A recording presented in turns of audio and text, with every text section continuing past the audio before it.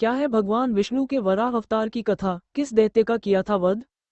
सृष्टि के प्रारंभ में जब भगवान ब्रह्मा ने ब्रह्मांड की रचना की, तब उन्होंने पंचमहाभूतों पृथ्वी, जल, अग्नि, वायु, आकाश से सृष्टि की आधारशिला रखी। उन्होंने पृथ्वी, भूमि देवी की भी रचना की और उसे सागर के ऊपर स्थिर रूप में स्थापित किया। लेकिन एक बार सृष्टि पर ऐसा संकट आया कि पूरी पृथ्वी ही जलमग्न हो गई और उसे गहरे समुद्र में छिपा दिया गया। भगवान विष्णु के 24 अवतारों में वराह अवतार को तीसरा अवतार माना जाता है। वराह अवतार सतयुग में हुआ था, जिसका उद्देश्य धरती पर पापियों का अंत करके धर्म की स्थापना करना था।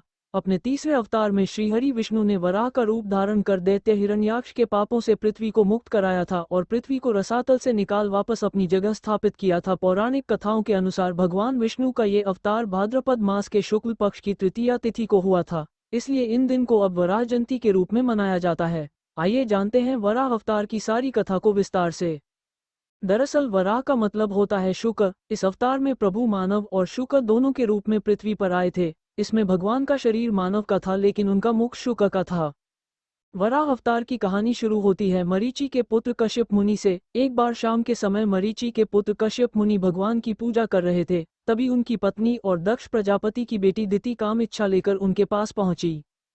इस पर मुनि ने उन्हें समझाया कि ये समय इस कार्य के लिए ठीक नहीं है और तुम्हें एक प्रहर इंतजार करना चाहिए। इस समय काम की इच्छा से संतान असुरी प्रवृत्ति की होती है। लेकिन काम वासना से लिप्त दिति ने पति की बात नहीं मानी और मुनि ने इसे भगवान की इच्छा मानकर दिति की बात मान ली। कुछ देर बाद मुनि कश्यप ने पुनः स्नान किया और संध्या वंदन करने लगे। फिर एक पहर बाद अपनी पत्नी से बोले कि तुमने मेरी बात नहीं मानकर असमय जो कार्य करवाया है, उसका परिणाम बहुत भयंकर होगा। तुम्हारे गर्भ से 2 असुरों का जन्म होगा जो महापापी और अधर्मी होंगे और उनसे संसार की रक्षा करने के लिए स्वयं भगवान विष्णु उनका वध करेंगे। मुनि की बात सुनकर दिति ने उत्तर दिया, मेरे पुत्रों का वध ब्राह्मण के शाप से न हो और भगवान के हाथों हो, यही मेरी इच्छा है, क्योंकि ब्राह्मण विरोधी सदैव नरक का वासी बनता है। कश्यप मुनि को पत्नी की इच्छा जानकर प्रसन्नता हुई और उन्होंने कहा, इसी असुर कुल में जन्मा तुम्हारा नाती भगवान का परम भक्त होगा और कुल का तारनहार बनेगा। संसार में उसकी कीर्ति फैलेगी और वह काल पर विजय प्राप्त कर भगवान के पार्षद पद का अधिकारी होगा। धीरे धीरे समय बीतने लगा। कुछ दिनों बाद दिति ने हिरण्याक्ष तथा हिरण्यकश्यप को जन्म दिया।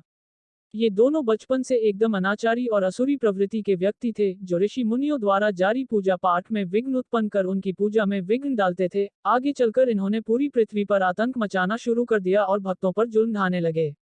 दोनों असुरों का जुल्म इतना बढ़ गया कि सभी जीव जंतु और मानव परेशान होने लगे।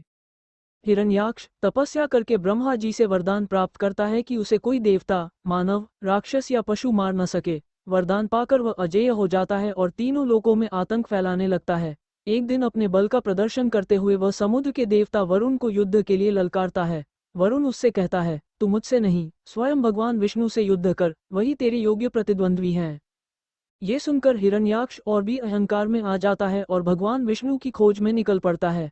उसी समय वह ये देखता है कि पृथ्वी समुद्र में डूबी हुई है। वह पृथ्वी को उठाकर पाताल लोक, समुद्र की गहराइयों में ले जाता है और उसे वहीं छिपा देता है, जिससे संपूर्ण सृष्टि का संतुलन बिगड़ जाता है। जब पृथ्वी का अस्तित्व संकट में पड़ता है, तब देवता ब्रह्मा जी के पास जाते हैं। ब्रह्मा जी चिंतित होकर ध्यान करते हैं और उनके नासिका छिद्र, नाक से अचानक एक छोटा सा वराह सूअर प्रकट होता है।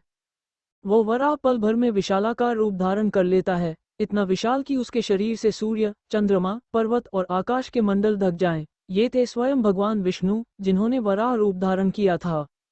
भगवान वराह आकाश मार्ग से उड़ते हुए समुद्र में प्रवेश करते हैं।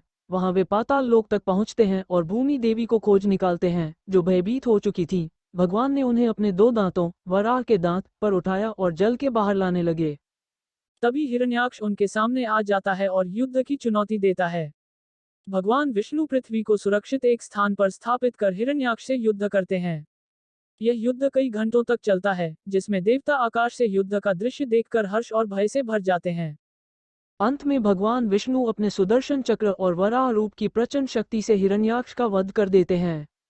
भगवान वराह अपनी शक्ति और करुणा से पृथ्वी को अपने दांतों पर उठाते हैं और उसे समुद्र से बाहर लाकर पुनः आकाश मंडल में स्थिर स्थान पर स्थापित करते हैं। भूमि देवी अत्यंत प्रसन्न होकर भगवान की स्तुति करती हैं। वराह अवतार का उद्देश्य धर्म की स्थापना और अधर्म का विनाश था। यह अवतार यह भी दर्शाता है कि चाहे संकट कितना भी गहरा हो, भगवान अपने भक्तों और पृथ्वी की रक्षा के लिए किसी भी रूप में अवतरित होते हैं। वराह अवतार का वर्णन विशेष रूप से भागवत पुराण, विष्णु पुराण और मत्स्य पुराण में मिलता है। श्री वराह स्तुति ग्रेटर दैन जय वराहदेव विष्णु जलमग्नम जगत स्थितम उद्धृत धारा दृष्टिया पातालादुत्मम कुरु। अर्थ, हे वराह रूपी विष्णु भगवान, आपने जलमग्न पृथ्वी को अपने दांतों पर उठाकर पाताल से बाहर निकाला, आपको नमन है।